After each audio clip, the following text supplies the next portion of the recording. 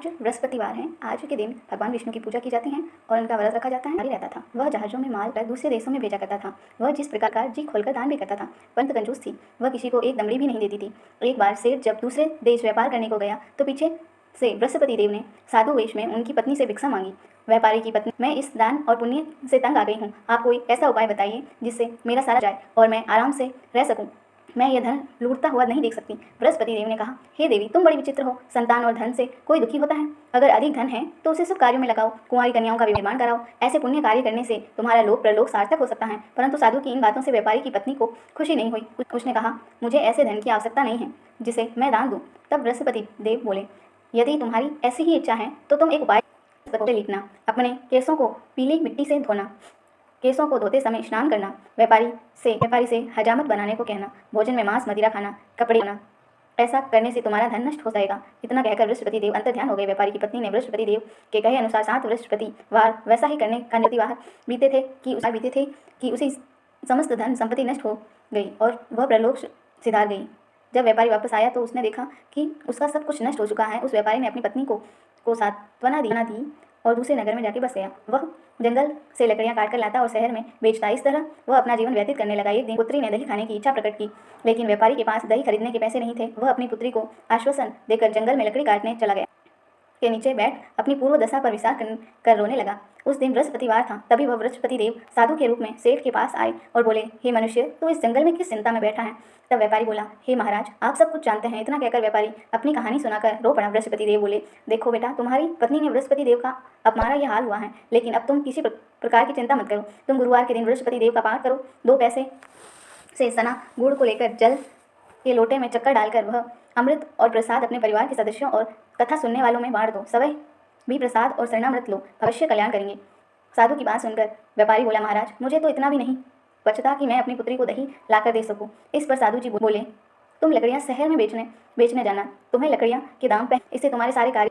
उसने लकड़ियां काटी और शहर में बेचने के लिए चल पड़ा। उसकी लकड़ियां अच्छे दाम में बिक गई, जिससे उसे अपनी पुत्री के लिए दही लिया। गुरुवार की कथा हेतु चना गुड़ लेकर कथा के दिन से दूर होने लगी। परंतु पहले बृहस्पतिवार को वह कथा ने एक बड़े यज्ञ का आयोजन कर पूरे नगर के लोगों के लिए भोजन का आयोजन किया। राजा की आज्ञा अनुसार राजा के महल में, लेकिन व्यापारी व उनकी पुत्री तनिक विलंब से पहुंचे। तब उन दोनों को राजा ने महल में ले जाकर भोजन करवाया। जब वे दोनों लौटकर आए तब रानी ने देखा कि उसकी खुट्टी का हार गायब है। रानी को व्यापारी और उनकी पुत्री पर संदेह हुआ कि उसका हार उन दोनों ने ही चुराया है। राजा की आज्ञा से उन दोनों को कारावास की कोठरी में कैद कर दोनों अत्यंत दुखी हुए। वहां उन्होंने बृहस्पति देवता का स्मरण किया। बृहस्पति देव ने प्रकट होकर व्यापारी को उसकी भूल का आभास कराया और उन्हें सलाह दी कि गुरुवार के दिन कैद खाने में के दरवाजे पर तुम्हें 2 पैसे मिलेंगे। उनसे तुम अब चने और मुनक्का मंगवाकर विधिपूर्वक बृहस्पति देवता का पूजन करना, तुम्हारे सब दुख दूर हो जाएंगे। बृहस्पतिवार को कैद खाने के द्वार पर उन्हें 2 पैसे मिले। बाहर सड़क पर एक स्त्री जा रही थी। व्यापारी ने उसे बुलाकर गुड़ और चने। इस पर वह स्त्री बोली, मैं अपनी बहू के लिए गहने देने जा रही हूँ, मेरे पास समय नहीं है। इतना कहकर वह चली गई। थोड़ी देर बाद वहाँ से एक स्त्री निकली। व्यापारी ने उसे बुलाकर कहा, बहन, मुझे बृहस्पतिवार की कथा करनी है, तुम मुझे 2 पैसे का गुड़ चना ला दो। बृहस्पति देव का नाम सुनकर वह स्त्री बोली, भाई, मैं तुम्हें अभी गुड़ चना लाकर देती हूँ। मेरा एक इकलौता पुत्र मर गया है, मैं उसके लिए कफन लेने जा रही हूँ, लेकिन मैं पहले तुम्हारा काम करूँगी, उसके बाद अपने पुत्र के लिए कफन लाऊंगी। वह स्त्री बाजार में व्यापारी के लिए चना गुड़ लेने आई और सभी भी बृहस्पति देव की कथा सुनी। कथा के समाप्त होने पर वह स्त्री कफन लेकर अपने घर गई।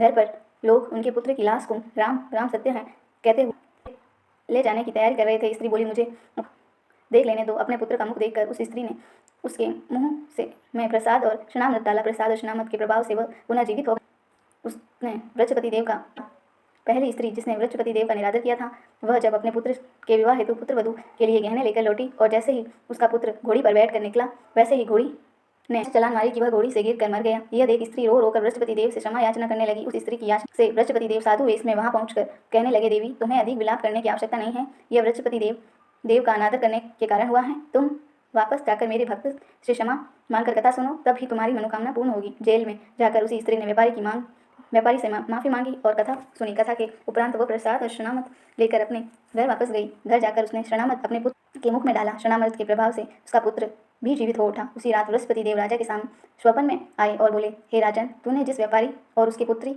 को जेल में कैद कर रखा है, वो बिल्कुल निर्दोष हैं। तुम्हारी रानी का हार वहीं खूंटी पर टंगा है।